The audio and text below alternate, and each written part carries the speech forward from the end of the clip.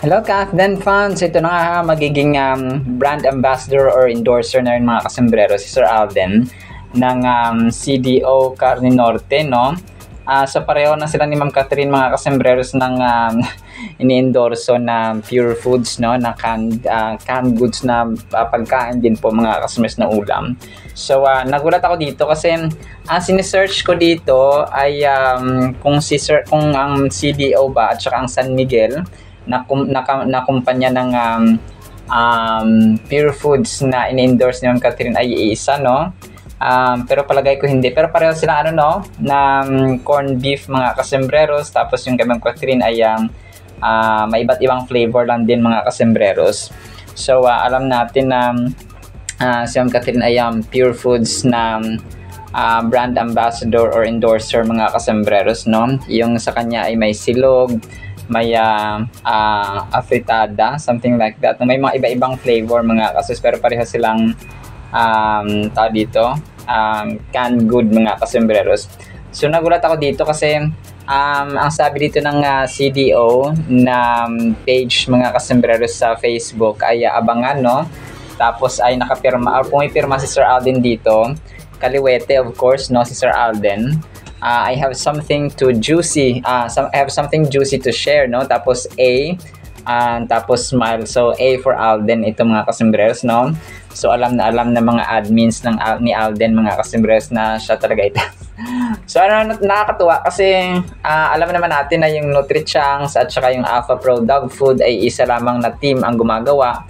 Tapos ito ay related na naman mga kasembreros, no, yung kanilang product na ini-endorse, no? Talagang hindi na sila pwede magsama sa isang isang brand talaga, kasi nga ay yung kontrata nila mga kasembreros, no, talagang parang pang hindi sila love team at saka love team partner sa screen ay hindi sila pwede magsama dahil nga sa kanilang kontrata, no, kasi mga do's and don'ts mga kasembreros ang kanilang mga agreement, no, sa kanilang mga brands mga kasembreros. So which is definitely understandable mga kasembreros.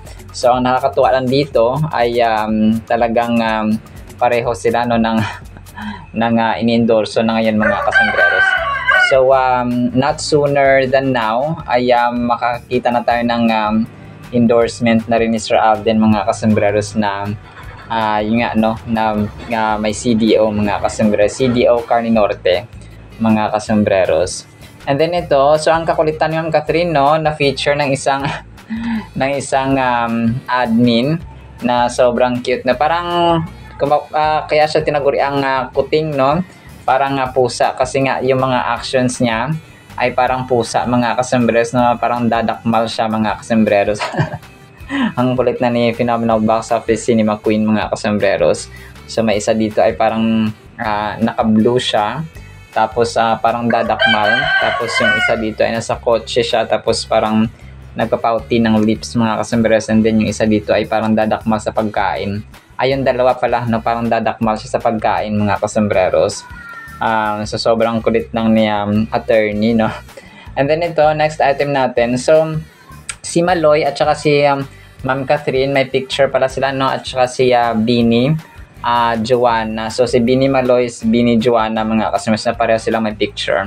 So alam naman natin na talagang ito sila ay mga fan din po, no, ni Ma'am Catherine mga kasembreros. So tapos si Ma'am Joanna din ay fan din siya ni Sir Alden, so which is connected mga kasembreros, no, na vlog natin kahapon na finalo ni Ma'am Catherine mga kasembreros, si Bini Maloy at saka si Bini Joanna mga kasembreros. And then ito, next item natin mga kasembreros, yung yung Ribisco crackers ni Sir Alden ay nag-post, no, sabi nito, honey plus butter swak together, na pa sobrang swabe sa sweet ang mornings. So si Sir Alden at saka si Sir Luis Manzano mga kasembreros para sa Ribisco crackers mga kasembreros. So itinuturing na pamilya ni Sir Alden ang mga brands na nagtitiwala rin sa kanya mga kasembreros. And then ito, so ang isang admin dito, no, ay nag-post na congratulate niya yung pagkapanalo ng pulang araw sa Catholic Mass Media Awards mga kasombrero. So shout out sa Alden Trendsetter. Sabi nila dito ay the Catholic Mass Media Awards or CMMA was established in 1978 by the Archdiocese of Manila under the visionary leadership of His Eminence Archbishop Jaime Cardinal Sin in observance of International Social Communication Day, a celebration that underscores the power of media to enlighten, inspire, and uplift. From radio to print, advertising to television and film, CMMA continues to honor works that embody truth, values, and purpose. This year, Pulang Araw shines bright as it earns the title of Best Drama Series at the 47th Catholic Mass Media Awards, a triumph for one of the most meaningful and most important series of our time. Congratulations, Alden, and to the entire cast, crew, and creative team behind Pulang Araw. So mabuhay. So yun, parang kagabi sila nag-greet na hindi kita nisali mga kasombreros sa aking items. And then ito, ang Casino Plus din ni Sir Alden ay nag-post din ng parang Halloween treat nila. Well, of course, we discourage Halloween. Sabi niya, mas exciting ang thrill kapag kontrolado ang bawat laro. Laging tandaan, know when to stop. So, Casino Plus Halloween. So, avoid the trap, Tapos, Sir Alden, parang may hawak na lobo. At saka, parang bangka na papel, mga kasombreros. And then, ito, nag-remind yung isang admin, kasi papalapit na ang November, bukas November na. Itong series nga ni James Reid at saka ni Ma'am Catherine, mga kasombreros. Sana isang buwan lang ito. Pero alam ko kasi sa Netflix, parang walang limit. Pero yun nga, sana hindi natin maramdaman. Hindi natin maramdaman. Magpapa-teaser sila soon, kasi November daw ang showing nito. So baka, kasi ngayon ay talaga nagpapahinga pa si Ma'am Catherine din kasi nga undas, holiday, mga kasombreros. Kung kaya siguro sa bahay lang ang family ni Ma'am Catherine, mga kasombreros. So baka next week, kapag tapos na yung undas ay magsisimula na ulit magtrabaho at saka magpo-post ng mga teaser ng bagong serye or teleserye ni Ma'am Catherine, mga kasombreros, at saka ni Sir James Reid. So hindi man tayo excited, pero mag-update pa rin tayo, mga kasombreros. Mas exciting pa rin kapag Kath din. And then ito, ang cute ang ginawa ng isang fan dito, si Ma'am Catherine at saka si Sir Alden ay parang nag-gym sila. Tapos ang music background ay palarong pambansa, palarong pambansa, tayo sumayaw, meeting ng tagumpay. Parang ganun, mga kasos. Pero ito po ay edited lamang, na nagbabarbell ang Kath din, mga kasombreros. Tapos naka black and white ang color theme ng dalawang ito. And then yung sa Sting ni Mr. Alden, ngayong araw na last day na yung sasali sa challenge na pwedeng manalo ng isang motor. So 3 tao yung pipiliin nila na pwedeng manalo ng isang brand new motorcycle, mga kasombreros, mula sa Sting. So ngayon na po yung last day ng pagpo-post ng video na humahataw sa galaw at saka hashtag natin ay yun nga, hashtag challenge hataw sa sayaw Sting, mga kasombreros. So Sting lang yan, TikTok challenge, visit Sting. So yun po, na kung gusto niyo pong manalo or gusto niyo pong sumali dito po sa kanilang bagong pakulo or last day ng kanilang promo, mga kasombreros, ng ng Sting, mga kasombreros, na may premium isang motor. Tapos may consolation prize pa sila. So maliban sa 3 tao na pwedeng manalo ng motor, may consolation prizes pa sila, mga kasombreros. And then ito, so lilinawin ko yung kanina, itong may aso. So trainer pala ito, salamat kasombrerong May, at saka na ko rin na nalaman ko rin sa isang admin din, ito pala ang trainer ng aso, mga kasombreros, si Sir. Kasi ang sabi ko na parang fan lang siya, mga kasombreros, na nagpa-picture kay Sir Alden. Pero hindi po, isa po siyang trainer, mga kasombreros, ng aso. Alright, so yan na actually sa ating Kathleen items, Sana pa ipangin pa natin ang Word of God. Today is October 31, 2025. Last day na po ng Oktubre, at saka bukas ay November na po. So ngayon pa ay Friday. Sana pa ipangin pa natin ang napakagandang salita po ng Panginoon. At para po sa ating Word of God is sobrang relevant po nito mga kasembreros ha. Sana po ay patapusin natin. Ang title po ay Iyak na Humihingi ng Tulong.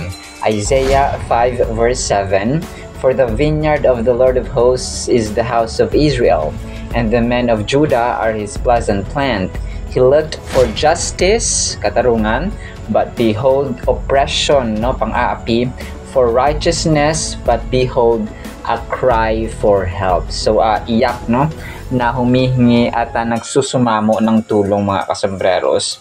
So ang Isaiah 5 verse 7 mga kasembreros, gumamit ang Panginoon, no, ng salitang vineyard. Ang vineyard po ay ubasan, no, taniman ng ubas mga kasembreros, to signify yung kanyang relationship mga kasembreros sa kanyang mga tao, ang mga Israelita, no. Kasi ang Isaiah po ay Old Testament, no.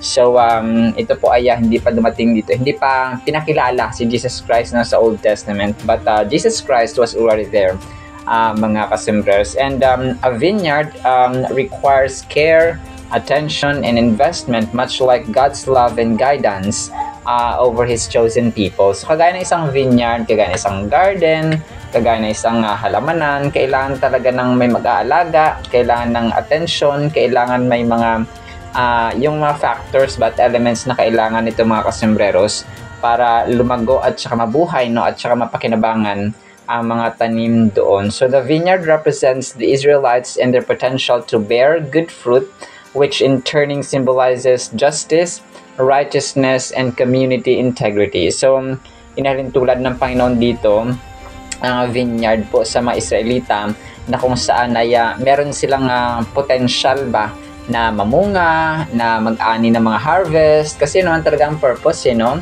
Kagaya ng mga ubas, no, yung purpose ay talagang pag naka-harvest ka ay gagawin ng mga wine, gagawing mga finished products, mga kasus, mga raisins for example, at marami pang iba. So nagsisimbolize iyon ng justice, ng righteousness, yung fruit ba. So ang mga Israelita was expected to perform justice, na katarungan, hindi mang-api, no, hindi hindi apihin yung mga may hirap and so on mga kasembreros. So yung tinitingnan din ng Panginoon dito, yung vineyard ay dapat mamunga siya, no, ng integrity. Kumbaga yung community, yung buong vineyard, yung buong angka ng Israelites ay piniperform nila yung katarungan, no, righteousness mga kasembreros. However, ang verse dito ay nag-highlight ng oppression, ng pang-aapi mga kasembreros, at saka iyak of distress, no, iyak ng pighati, iyak ng pagsusumamo mga kasembreros dahil sa grabing pang-aapi, which is very very relevant sa ating bansa ngayon mga kasembreros, na kung saan ay talamak ang korupsyon at ang pang-aapi mga kasembreros, no. He had looked for good fruit, no, si Lord mga kasembreros, naganap si Lord, no, ng mabuting bunga sana mga kasembreros, and he was talking about justice at saka righteousness, no, katarungan at saka katwiran mga kasembreros, but was met with disappointment when the harvest yielded nothing but bitterness and injustice. So instead of makita sana ng mga good fruit, ng katarungan, ng katwiran, ng pagtutulungan, ng integrity, ng kindness, no, ng love, ng care sa bawat isa, ay kabaliktaran ang kumapanadatnan ng Panginoon mga kasus through the prophet Isaiah. So in other words, ay galit, no, ang Panginoon mga kasembreros sa chapter na ito sa mga Israelita, especially yung Judah and other Israelites or tribes mga kasembreros sa Judah. So yung injustice, wag po tayo mag-alala kasi talagang it will find its way home mga kasembreros, yung injustice sa ating bansa. Bagaman talagang makupad, no, talagang mabagal ang justice system natin sa ating bansa, naniniwala tayo na magkakaroon pa rin ng hustisya mga kasembreros, lalong-lalo na yung mga ninakaw ng mga congressman mga kasembreros. So talagang mababalik mga kasombrero sa tamang panahon. Using this metaphor, God is reminding us of the expectations He has for us as His followers. We are to produce good fruit through our actions, which reflect His love and righteousness. So sa atin din, nag-expect ang Panginoon mga kasombrero na hindi lamang sa mga Israelites, sa atin, no, sa akin, sa iyo na nanonood ng ating vlog, ay nag-expect ang Panginoon ng mga fruits, no? Ano ba yung fruit ng Holy Spirit, no? Fruit ng Panginoon na expect sa atin, no? Yung nasa Galatians 5:22-23, no? Love, joy, peace, patience, kindness, gentleness, faithfulness, goodness, self-control, no? So, fruitfulness, no? Ito yung bunga kumbaga pa ng Holy Spirit sa atin na dapat nakikitaan tayo, especially ng pag-ibig mga kasambreros, na siya ang pinakapayong kumbaga pa sa pinakataas at pinakatuktok mga kasambreros na parte ng good characters na pwede natin i-possess from God, because God is love mga kasambreros. That is why tayo din ay hinahanapan ng Panginoon mga kasambreros ng mga mabubuting characters. Yet, when His expectations are unmet, it leads to a powerful lament. So, talaga nagdalamhati, no? Umiyak mga kasambreros. Kumapa namighati, no? Lamentation. Panaghoy kung sa malalim na Tagalog pa ang lament mga kasambreros.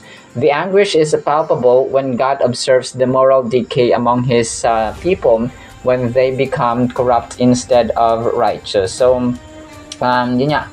Ang Diyos ay talagang galit na galit mga kasambreros nung makita niya yung injustice, no, sa Huda or sa Israel mga kasambreros. Well, parang ikaw, di ba, nag-expect ka na ganito dapat yung outcome, ganito dapat yung kalalabasan, ganito dapat yung ginagawa ng mga anak mo, pero hindi, opposite dun sa ginawa nila, parang sumuway, no? Sumuway sila doon sa utos mga kasambreros.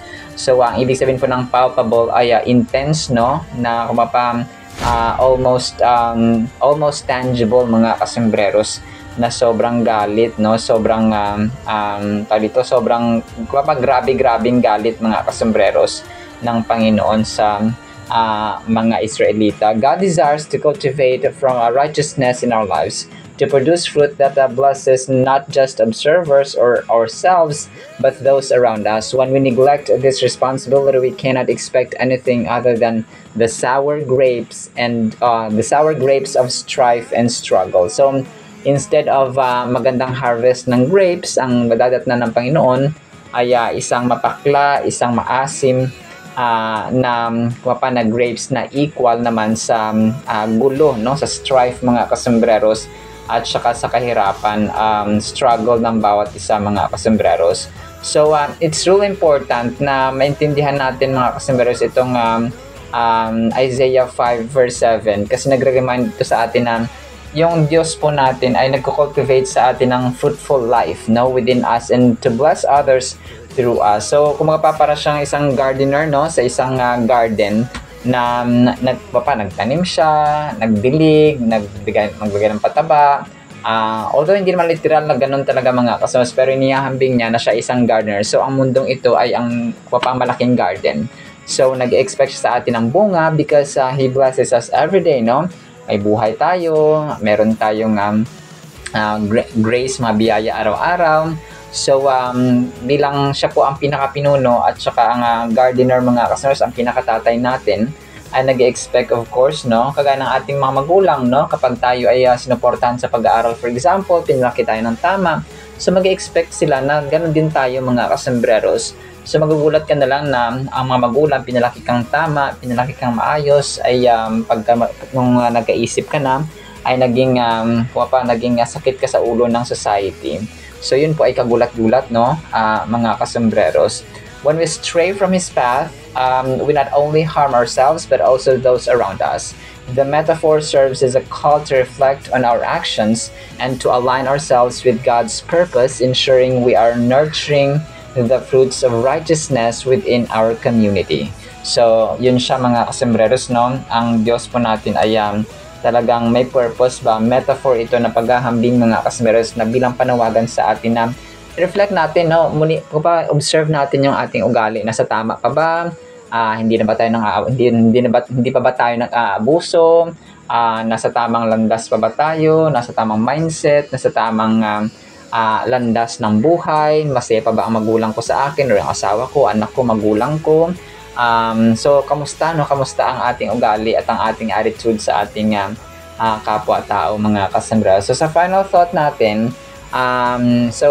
tanungin natin ating sarili, are we living in a way that aligns with God's expectations? Okay? Yung expectations ba ng Panginoon ay nami-meet na ba sa ating ugali, sa ating pakikitungo sa ating kapwa-tao, yung ating panahon sa Panginoon? Tanungin po natin ito because this is very important, mga kasambreros. So, dapat yung examination sa ating sarili, regular yan, mga kasambreros. Kasi araw-araw tayong nakikihalubilo sa ibang tao, sa ating pamilya, and so on. So, kung kaya yung examination natin araw-araw, especially yung ating relasyon sa Panginoon, nakakapag-pray pa ba tayo, nakakapag-spend time pa ba tayo sa Biblia? So yun, dapat ay i-evaluate natin ang ating sarili. And it's also important to get in touch sa mga kapatiran natin sa church, mga kapwa Kristiyano, kapatid kay Kristo. So para tayo din mismo ay ma-remind, mga kasambreros, ng mga bagay na dapat gawin at hindi dapat gawin, mga kasambreros.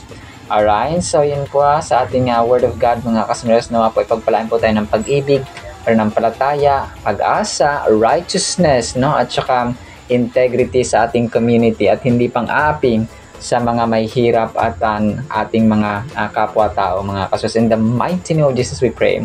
Amen and amen. See you sa next segment, mga kasambreros, and paalam po. I love you.